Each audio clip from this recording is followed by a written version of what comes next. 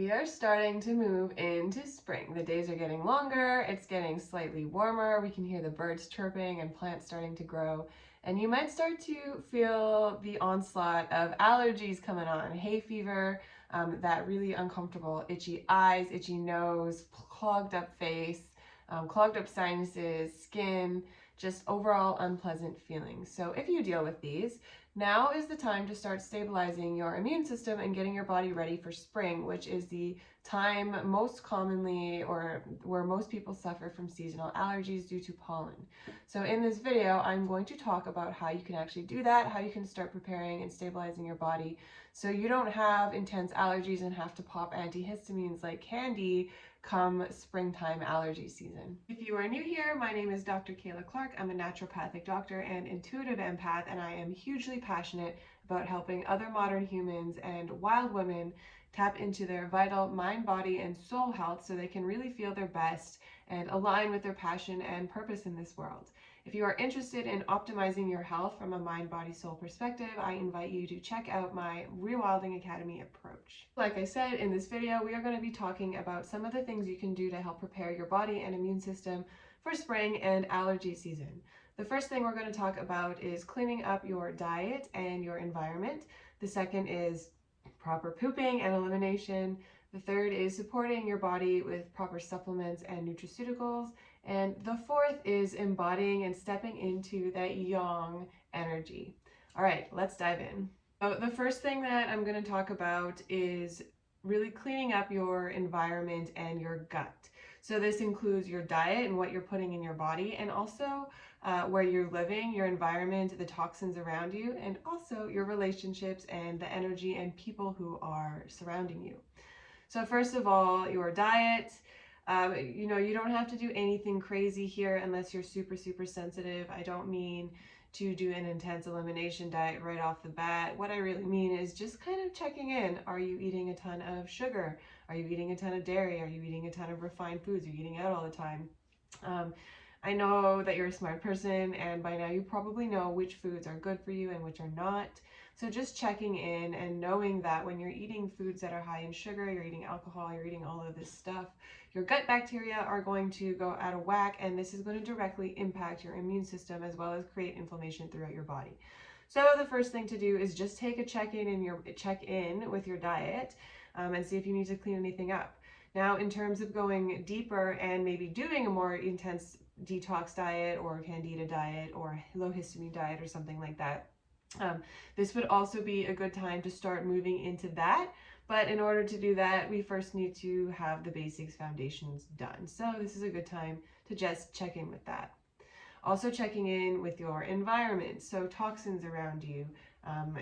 Is there mold around you? Are you in an old building? Have you been spraying a lot of cleaning chemicals, a lot of perfumes, a lot of, whatever it may be, candles, smells, cigarette smoke, whatever it is that around in your environment?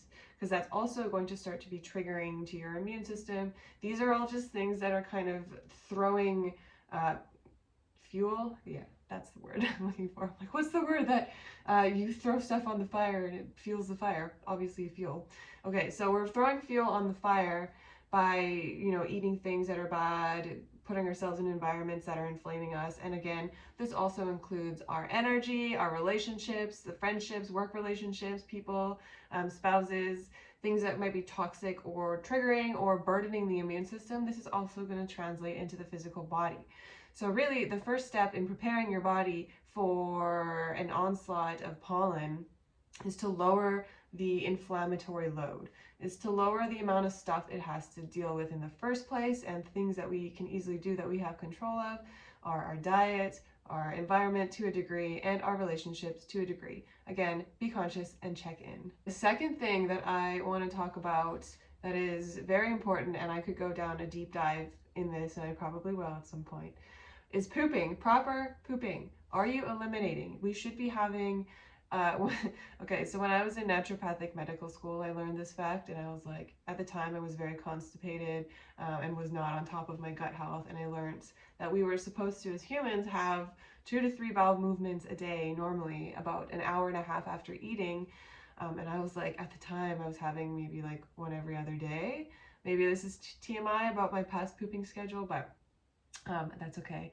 Anyways, I was like, oh my gosh, like I had no idea that people could poop that much. But, you know, what I'm finding with my patients is that people are, again, more chronically constipated. A lot of people will go maybe every day, maybe once a day, maybe not. But yeah, ideally you want to be going at least once a day. Minimum is what I would like to see. And I always ask my patients, do you feel empty? Do you feel complete when you're done? You don't want to see any food, undigested food, blood or mucus. You want it to be smooth and soft. Again, we could talk a lot about your bowels and what comes out of you, because that's a big clue as to what's going on inside of you.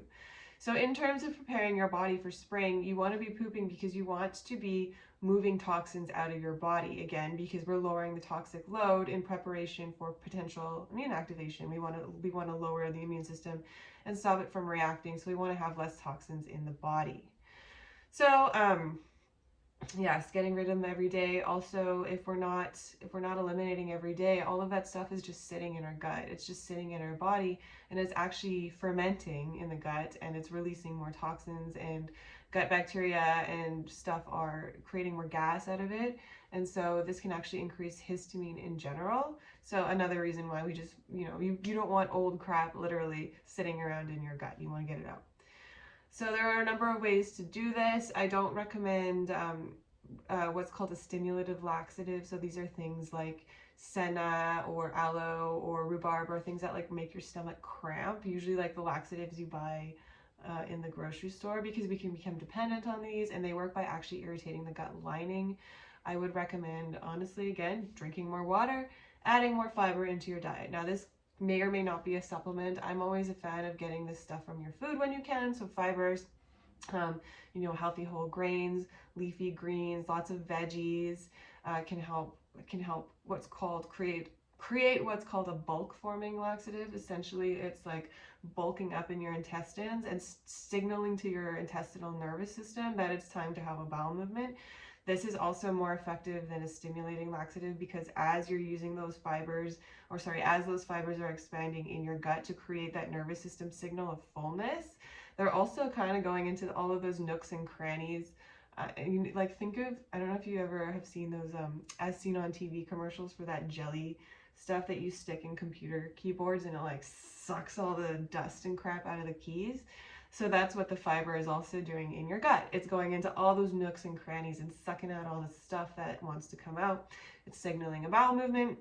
And yes, so hopefully it's coming out. Combined with water, again, that's really an effective way to get your bowels stimulated. Also conditioning. So this is something I had to do when I was learning, was if my body wasn't used to having a bowel movement, it wasn't something that was natural to me at the time. I had to actually condition my body to go. So the most natural time for many of us is right after we wake up in the morning, because we're in the parasympathetic mode, we're calm, relaxed, we're ready to release. So if you're a person who doesn't have that natural urge or doesn't have that conditioning, just going and sitting on the toilet anyways to condition your body, like Pavlov's dog. So the second thing, make sure you're pooping. I'll do a whole deep dive on this, but those are some general tips to start. The third thing that we can do, and this is a very more physical, medical kind of thing, is to take supplements and nutraceuticals, right? So those aren't things that we want to be taking all the time. We don't want to become dependent. We don't want supplements to just become another form of medication, but also recognizing that sometimes they are good to help support the body, especially if we're using them intentionally. So in terms of helping to stabilize your immune system and histamine response in preparation for spring and allergy season, again, what we're trying to do is lower the inflammatory load and lower the chance that your immune system is going to be triggered really intensely by this pollen. So some of the things that we use, and again, as a caveat and as always, talk to your doctor, your naturopathic doctor, your practitioner before starting or trying any of these supplements or things. They are potent and they are powerful, and they are not right for everybody. Everyone and all of my clients, I'll use a specific combination of things to target exactly what I think is going on in their body. So yeah, just keep that in mind. So the first thing that I will use and recommend for people, quite a common one, is higher dose vitamin C and bioflavonoids. So these are actually really potent in the immune system, again, for as an antioxidant to help stabilize things. Also great for like collagen and skin and immune system health. So yes, vitamin C and flavonoids probably at a higher dose. Vitamin C at really high doses, well, I shouldn't say this is subjective. Vitamin C will cause diarrhea in pretty much everyone, but the dose is different. So maybe anywhere between like 3,000 and 6,000 milligrams I'll see cause diarrhea in some people. It's not dangerous per se, it's just obviously uncomfortable. So actually sometimes you can use vitamin C to kill two birds, or I don't like that saying, but you know, kill two birds with one stone, where we were talking about pooping and using vitamin C to help kind of help that process. Obviously, we don't want to get to the point where we have diarrhea, but finding a middle ground potentially. So vitamin C is a helpful supplement we can use for a few different reasons. Omega-3s, it's a little bit of a, they're really important in our body. They lower inflammation. They are super key, and we definitely want them. Many of us aren't getting them enough, but I want you to be really conscious of your source when you're looking for an omega-3 supplement or fish oil supplement, just because a lot of fish oils nowadays aren't sourced cleanly, and also being aware of your histamine and allergies, because fish can be triggering for some allergies, so don't want to make things worse. Again, I would highly recommend getting this from your diet if you can. Again, if you can tolerate fish, incorporating some fatty wild fish into your diet, like salmon, mackerel, that kind of stuff, and also healthy nuts, seeds, and healthy grains, avocados, things that are, and healthy oils, things that can, help increase your omega-3 and fatty acids in the body. So again, if you're going for a supplement, really conscious fish oil choice, or a krill oil, or a like an algae oil could be also a good choice. Again, it is, there's also more specialized forms of fish oil, so get some healthy fatty acids. Okay, quercetin. Quercetin is, again, something that you might find in conjunction with vitamin C supplements. It's a type of bioflavonoid that can help, again, stabilize the immune system and lower the mast, or stabilize the mast cells, which are what causes allergic reactions. Quercetin is hard to get in a supplement because it's not super bioavailable. So again, supplements that have bioavailable quercetin might be more expensive, but worth it because you're actually absorbing it. Quercetin is also available in forms of food, in raw apples and raw onions. So once you cook it, unfortunately, it denatures.